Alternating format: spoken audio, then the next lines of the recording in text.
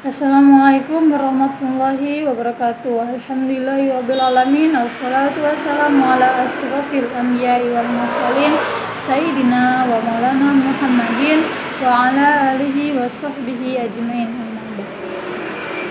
Baiklah, perkenalkan nama saya Nursi Samiranti dengan NIM 119040005 dari kelas S3A.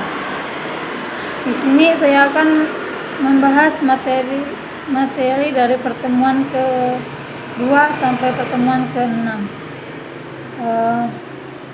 Saya mulai dari materi yang pertama, yaitu ijtihad. Pengertian ijtihad yaitu kata ijtihad berasal dari kata ijtihad. Ijtaha yajtihu, yang artinya bersungguh-sungguh, rajin atau giat.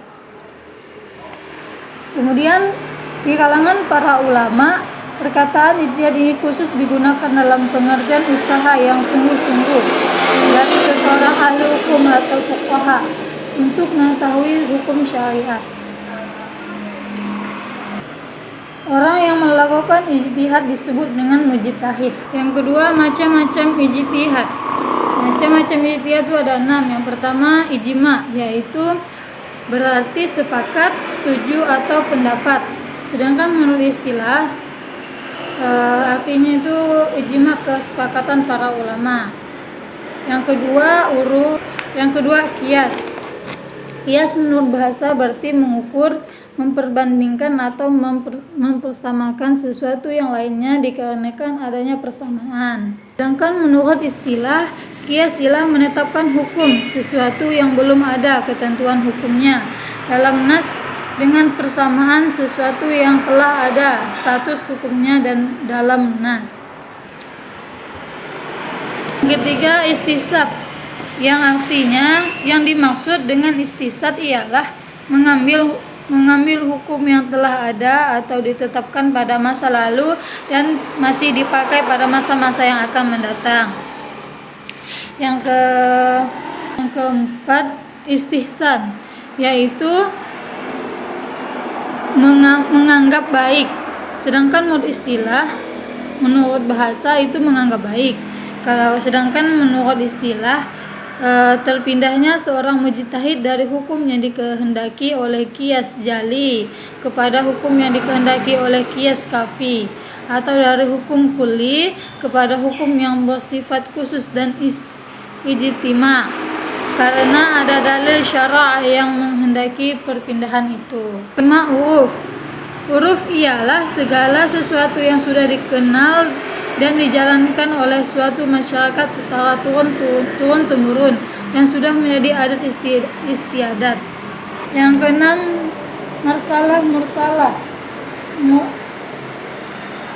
Mursalah bentuk jamak dari marsalah yang artinya kemaslahatan, kepentingan. Mursalah berarti terlepas. Dengan demikian mursalah berarti kemaslahatan yang terlepas. Yang ketiga, hukum ijma, yaitu ada 3. Yang pertama wajib ain, yang kedua wajib kifayah, yang ketiga sunnah. Kita lanjut materi yang kedua, yaitu tentang hak Allah. Pengertian hak Allah, seorang hamba yang dikehendaki dari kepada Allah menganggukkan dan menegakkan syariat atau mewujudkan kemaslahatan umum.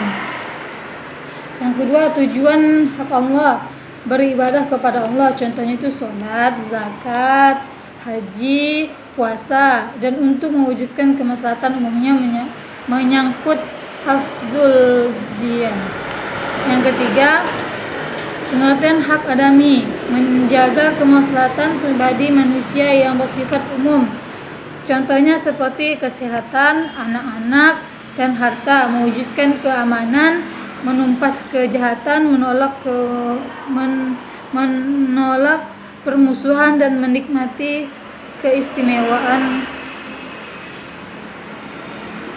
menikmati fasilitas umum. Yang keempat, taklid yang diperoleh. Taklid itu ada 3. Yang pertama taklid syar'i, yaitu berlangsung kepada Rasul, ya, baik perkataan, perbuatan atau ketetapan. Yang kedua, taklid mutlak, yaitu bagian cara taklid mengikuti orang lain atau tanpa ikatan satu mazhab apapun. Taklid yang dilarang yaitu ada dua. Yang pertama taklid mahdi, yang kedua taklid jamid. Baik, lanjut materi yang ketiga yaitu dalalah. Pengertian dalalah dalam bahasa itu maksudnya tertentu. Dalam ilmu usul fikih ditunjukkan oleh suatu lafaz dengan kata lain petunjuk suatu lafaz kepada makna tertentu.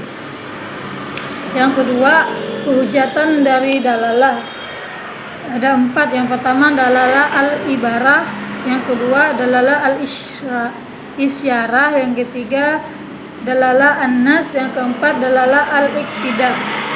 Yang ketiga macam-macam dalalah. Yang pertama ibaratul al-nas, yang kedua isyaratu al-nas, yang ketiga dalalatu an-nas, yang keempat iktida'u al-nas. Materi yang keempat yaitu tentang ad-dabir.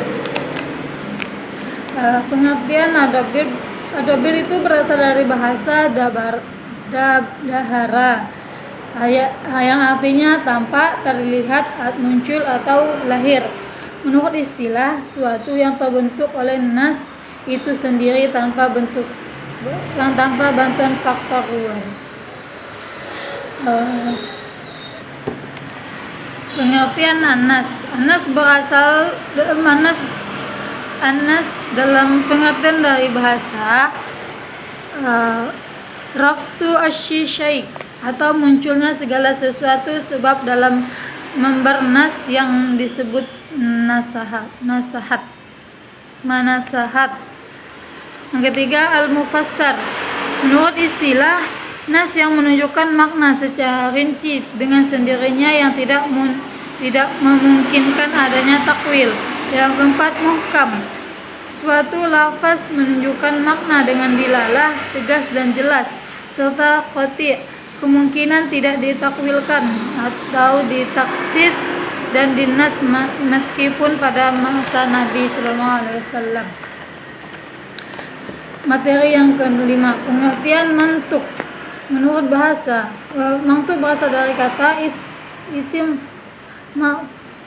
maf'ul dalam bahasa Nataga, yatigu nutdagan, yang artinya pembicaraan. Sebagai penjelasan Ibnu Mansur dalam kitabnya Lisan al-Arab. Macam-macam mantuk itu ada 3. Yang pertama nas, yang kedua zahir, yang ketiga muawwal. Yang ketiga macam-macam mahkum. Yang pertama fahal kitab, artinya lebih diutamakan memahami hukumnya daripada ucapannya. Yang kedua lahnal kitab, yaitu tidak diucapkan sama dengan hukumnya tidak diucapkan sama hukumnya dengan yang diucapkan. Baiklah, sekian dari saya akhiri, wabillahi taufiq hidayah. Assalamualaikum warahmatullahi wabarakatuh.